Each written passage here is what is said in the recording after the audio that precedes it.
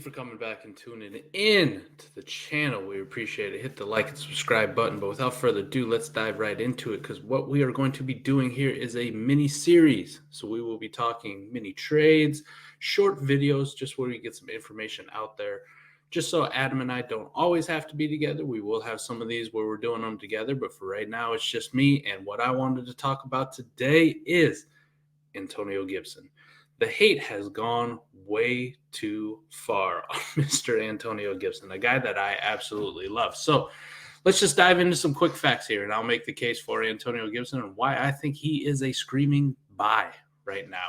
So last year, Washington football team, number 41 in run block rating with Antonio Gibson on the field, according to Player Profiler, and they do a fantastic job of charting in game all the games, every play, and then coming up with it. So their stats say he faced a run block rating of 41. Now, sadly, I don't know whether or not that's going to get any better, but we just wanted to dive into it and be fair, and I'll give the both points to it. So the offensive line was not great for him. So they did lose Brandon Scherf, Iowa guy, love him, very good guard, but they did bring in Trey Turner and Andrew Norwell in order to replace him.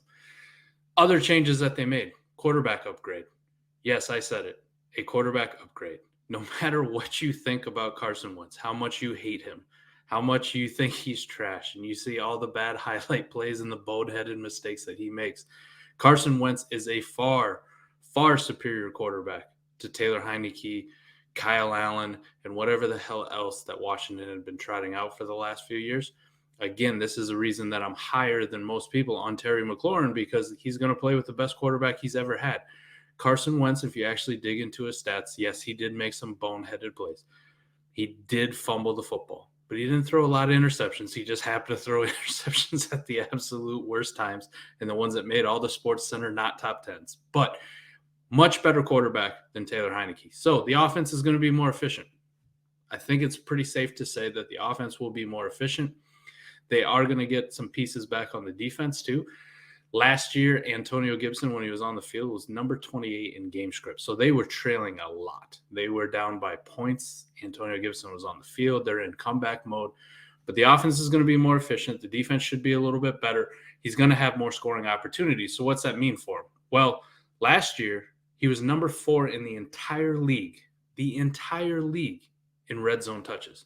Antonio Gibson got the ball a lot when Washington made it to the red zone. And they really didn't make it to the end zone or the red zone, both of them, a zone other than a crappy one.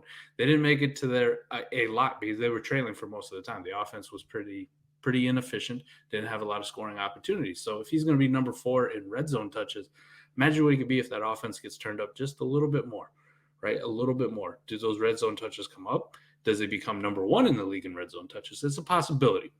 Just wanted to point that out there. And we've seen it from Antonio Gibson already. He has back-to-back years of double-digit touchdowns. Like he has proven it his first 2 years. He is a threat for double-digit touchdowns every year. That is something I know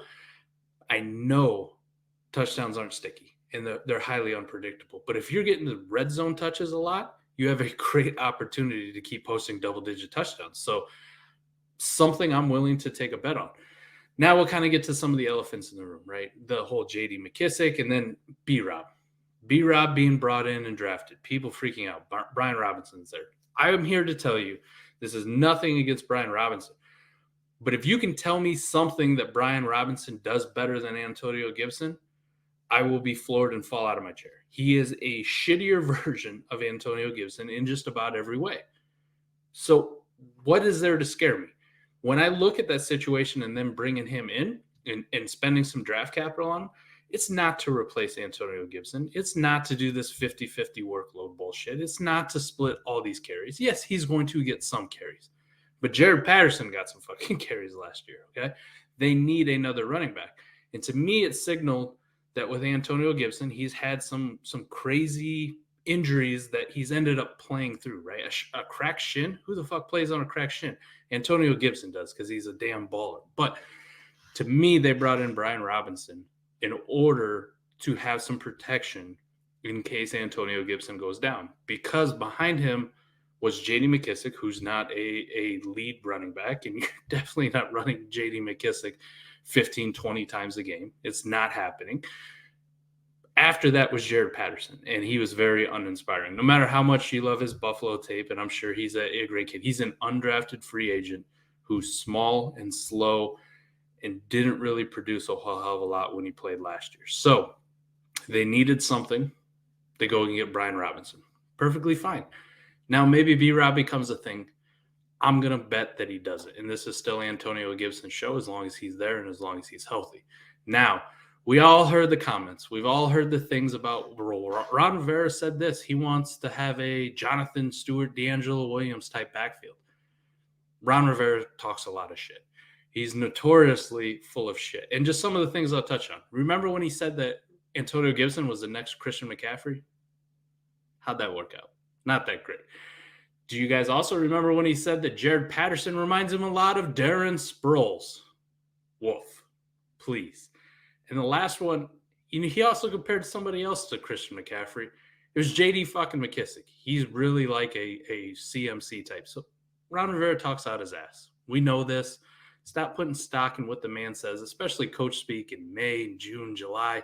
I don't give a shit. I really don't care what Ron Rivera has to say on the matters because he's probably lying to you. But, I mean, what else is he supposed to do? Is he not going to hype up his guys?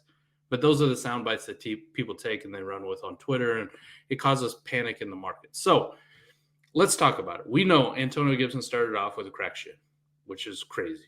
Crazy to think. But here's how he finished. 16.7 points per game over the final 8 weeks of the season. Over the final 8 weeks of the season, 16.7 points per game. Now, in the running back landscape, that is very good. We're talking top 5 territory in points per game. Very exciting that when he got the work, 16.7 points per game. Now, another one that I wanted to look at. Last year in its entirety, when he got over a 50% or greater snap share in the Washington offense, he averaged 17 points per game. So now we're going to say, hey, J.D. McKissic missed some time, so he's back, so that's going to hurt him. Only 4 of those games, 50% snap share games, only 4 of those came when J.D. McKissic was out. J.D. McKissic left week 12, I believe. He got banged up and injured, didn't play. I don't think he played the full game, but he didn't play the rest of the season after that. So week 13 onward, he did not play. But only 4 of the games where Antonio Gibson got 50% of the snap share came during that time where J.D. McKissic was out. So when he gets 50% of the snap share, not even the touches, just 50% of the snap share, he's on the field 50% of the time, he was averaging 17 points per game, which is very good, very good. So let's look at some things. Where's his current value at, right? It seems to be going down every single week. Every single week I'm seeing somebody panic on Antonio Gibson. So currently, I don't take much stock in it because I think it's kind of stupid, but Keep Trade Cut has him at RB21. And their valuation of him, the crowdsourced valuation of him, has the same value as a 24 mid-first.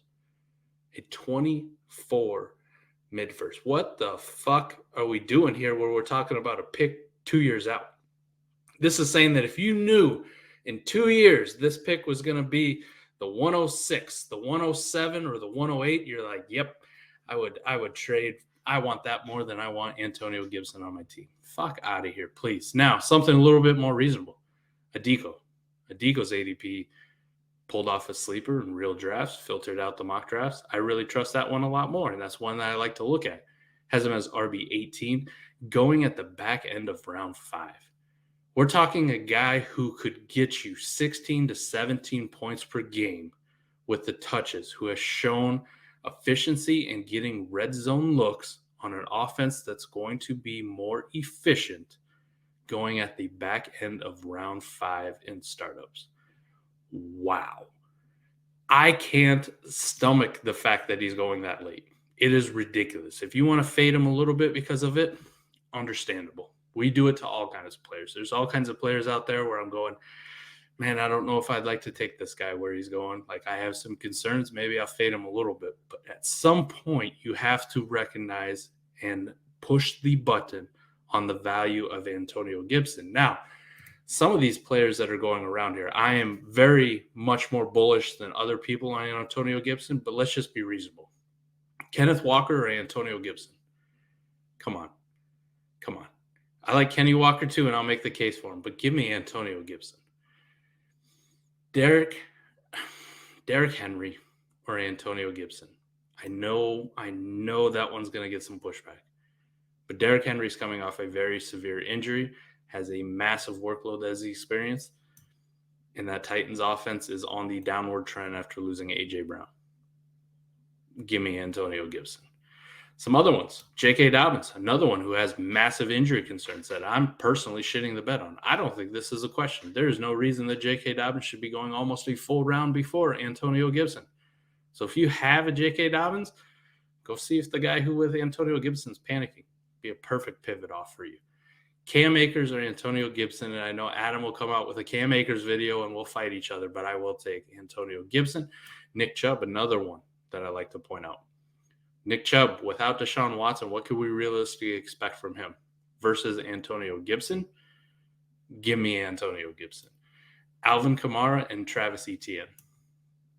Those are two guys that I would rather just have Antonio Gibson, but I can understand if you made the case for either one of them. But some of the other positions, right? Antonio Gibson's going after Zach Wilson. He's going after Deontay Johnson, DJ Moore. I like those wide receivers, but give me the running back, especially on a competitive team. So just go out there and take a look. Take a peek in your league and see what the value is. I would fully expect that the hate is running rampant with Antonio Gibson. You may get a hell of a value. If you haven't had your rookie draft yet, we're talking about Kenneth Walker or Drake London or Treylon Burks at the 102.